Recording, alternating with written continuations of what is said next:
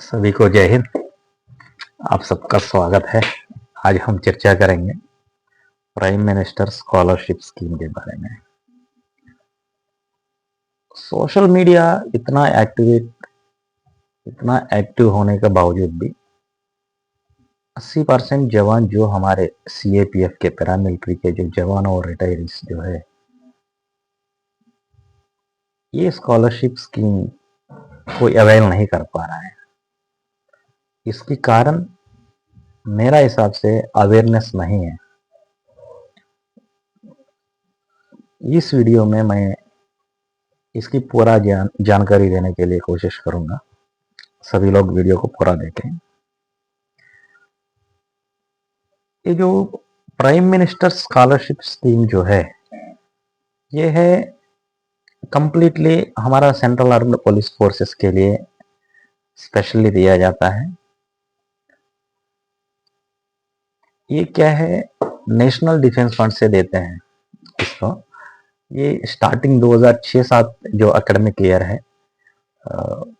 तब से स्टार्ट हुआ। टेक्निकल और प्रोफेशनल एजुकेशन जो हमारे वार्ड्स विडोज उनके लिए दिया जा रहा है। ये 2019-20 से क्या है, इस स्कीम को फर्दर स्टेट पुलिस और यूनियन टेरिटोरी जो पुलिस पर्सन्स है जो नक्सल अटैक और टेरर अटैक में एक्सपायर हुआ, उनको भी दे रहे हैं। ये है पहले हमको सीएपीएफ को ही देते थे, अभी क्या है 2019-20 से ये पुलिस पर्सन्स को भी दे रहे हैं, स्टेट पुलिस को भी दे रहे हैं जो कि नक्सल और टेरर अटैक्स में जो एक्सपायर होते हैं।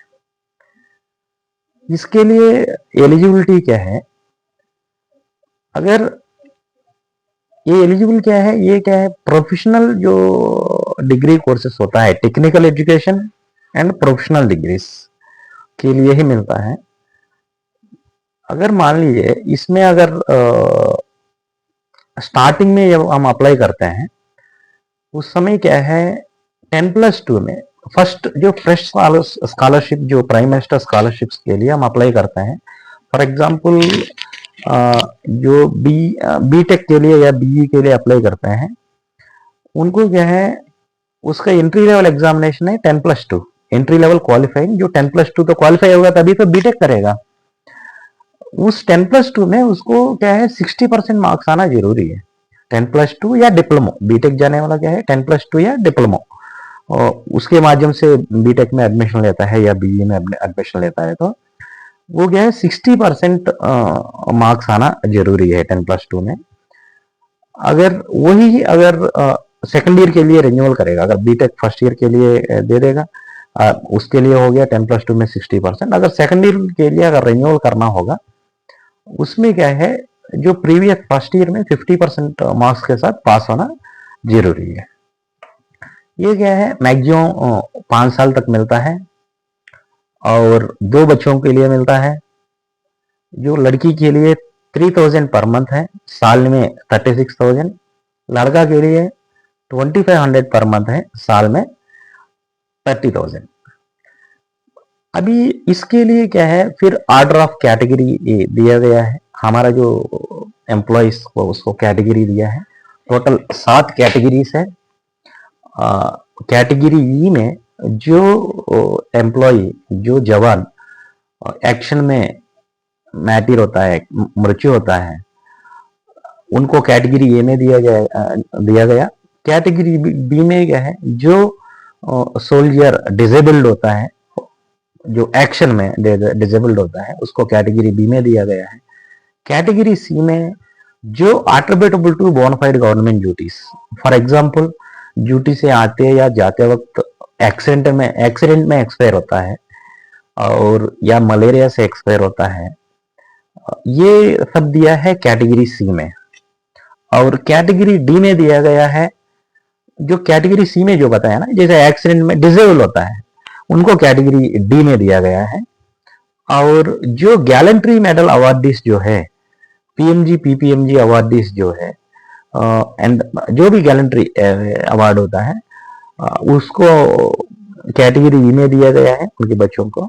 और कैटेगरी एफ में एक्स सर्विसमैन जो हमारा रिटायर्ड एम्प्लॉइज है, पर्सनल बिलो ऑफिसर रैंक जो है up to the rank of inspector rank तक ये मिलेगा जो रिटायरीज को, और कैटेगरी जी में सबसे लास्ट सर्विंग एम्प्लॉइज को कैटेगरी में रखा गया है, वो भी सेम है, पर्सनल बिलो ऑफिसर रैंक।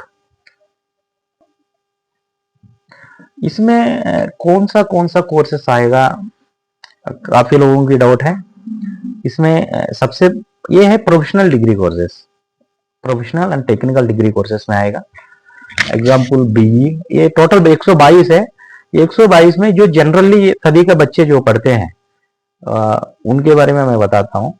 ये क्या है, BE bachelor of engineering, BTech bachelor of technology, इसमें सभी है, कंप्यूटर साइंस है, इलेक्ट्रिकल है बीटेक में, ये सब टेक्निकल में सब आ जाएगा। एमबीबीएस, बीडीएस, एमबीबीएस में भी कई है, आयुर्वेदिक है, होम्योपैथी है, फिर वेटरनरी है, ये सब आ जाएगा। बीएड है, BBA, BCA, B pharma, BSc. BSc में सभी नहीं आएगा, इसमें भी जो टेक्निकल है, बीएससी नर्सिंग है, एग्रीकल्चर है, लैब टेक्नीशियन है, ऐसा है जो मैक्सिमम जनरली जो बच्चे पढ़ते हैं उनके बारे में मैं बता रहा हूँ। ओके, इसके अलावा क्या है, एमबीए के लिए मिलेगा, ये है मैक्सिमम यही लोग पढ़ते हैं, इसी में मिल जाएगा। अगर किसी को ये 122 का लिस्ट चाहिए, नेट में अवेलेबल है, आप डाउनलोड कर सकते हैं। एनएसपी नेशनल स्कॉलरशिप पोर्टल में इसकी लिस्ट अवेलेबल है, उसको आप मैं इस वीडियो के नीचे लिंक रखूंगा, उसको डाउनलोड कीजिए। और ये जो क्या है, अगर मान लो कई लोग ये क्या है, बीए बीकॉम इनको नहीं मिलता, और बीएससी में कुछ कैटेगरीज है उसी को मिलता है। अगर कुछ लोग कंबाइंड कोर्सेज करते हैं, बीए एलएलबी और बीकॉम एलएलबी, उसमें बीए के लिए नहीं मिलेगा, एलएलबी के लिए, एलएलबी डिग्री जो है उनके लिए मिलेगा, वो प्रोफेशनल में दिया गया है। जिसके लिए सबसे पहले क्या है, इसको अप्लाई कैसा करें, इसका अप्लाई कंप्लीटली, इसके लिए अप्लाई ऑनलाइन के माध्यम से होगा। और एक बार बता रहा हूं, जो कंप्लीटली ऑनलाइन है, national scholarship portal. National scholarship portal में हम जो है हमारा आधार, मोबाइल नंबर और ईमेल एड्रेस, बैंक अकाउंट, और जो है ये वो लोग जो डॉक्यूमेंट्स बताएंगे उसमें अपलोड करने के लिए, उसमें ऑप्शन आएगा क्या क्या डॉक्यूमेंट्स अपलोड करना है, वो सब अपलोड करना है और वन टाइम रजिस्ट्रेशन करना है। जो रजिस्ट्रेशन नंबर होगा वो कंप्लीटली आपको, जब तक वो आप स्कॉलरशिप लेंगे वही रजिस्ट्रेशन नंबर से आपका रजिस्ट्रेशन होगा, रिन्यूअल होगा, नेक्स्ट ईयर रिन्यूअल चाहिए तो नेक्स्ट ईयर रिन्यूअल भी उसी से होगा। रजिस्ट्रेशन बहुत जरूरी है। और इसके लिए क्या है, बैंक अकाउंट, बच्चों का जो बैंक अकाउंट है उसको भी प्रोवाइड कराना होगा। अगर मान लो बच्चे माइनर है, जैसा मान लो बीटेक फर्स्ट ईयर में अगर जो बच्चे पढ़ाई करते हैं, इन जनरल 18 साल से पहले ही वो एंट्री होते हैं। अगर मान लो माइनर नहीं है, मेजर होने से ही बैंक अकाउंट तो देंगे। माइनर है तो क्या है, उनकी जो फैमिली मेंबर्स हैं, उनकी नेक्स्ट एम्प्लॉय जो है उसकी बैंक अकाउंट देना होगा। इसकी डॉक्यूमेंट्स क्या क्या रिक्वायर्ड है, सर्विंग पर्सनल जो है, जो सर्विस सर्टिफिकेट देना होता है, रिटायरीज हमारा पीपीओ या डिस्चार्ज बुक देना होगा, जो एक्सपायर होते हैं उनको डेथ सर्टिफिकेट देना होगा, जो गैलेंट्री अवार्ड अप्लाई करता है तो उसको बेनिफिट पाने के लिए जो गैलेंट्री अवार्ड उसको नोटिफिकेशन जो मिला हुआ है उसको अपलोड करना होगा हमारा जो रजिस्ट्रेशन करते वक्त। और क्या है, जो हम पढ़ाई कर रहे हैं करके बोनाफाइड सर्टिफिकेट जो स्कूल और कॉलेज देते हैं वो हमको देना होगा। नेक्स्ट क्या है, ये अगर मान लो अगर कोई डिस्टेंस एजुकेशन करता है उसके लिए ये स्कॉलरशिप स्कीम लागू नहीं है। अगर मान लीजिए वो दो प्रोफेशनल कोर्स करता है, एक तो हो गया एलएलबी कर लिया, वो एक प्रोफेशनल कोर्स है, उसके लिए स्कॉलरशिप ले लिया, और बाद में वो अगर एमबीए करना चाहता है या एमएससी करना चाहता है या और कोई प्रोफेशनल डिग्री करना चाहता है तो उसको एक ही प्रोफेशनल डिग्री के लिए मिलेगा। और एक चीज है, जो भी ये पढ़ाई करेंगे ये क्या है, recognised by all India AICTE, इसे अप्रूव होना जरूरी है। और जो मेडिकल कोर्सेस है, मेडिकल काउंसिल ऑफ इंडिया से रिकॉग्नाइज होना जरूरी है। और जो बाहर पढ़ाई करते हैं उसके लिए भी ये स्कॉलरशिप स्कीम लागू नहीं है, उनको नहीं मिलेगा।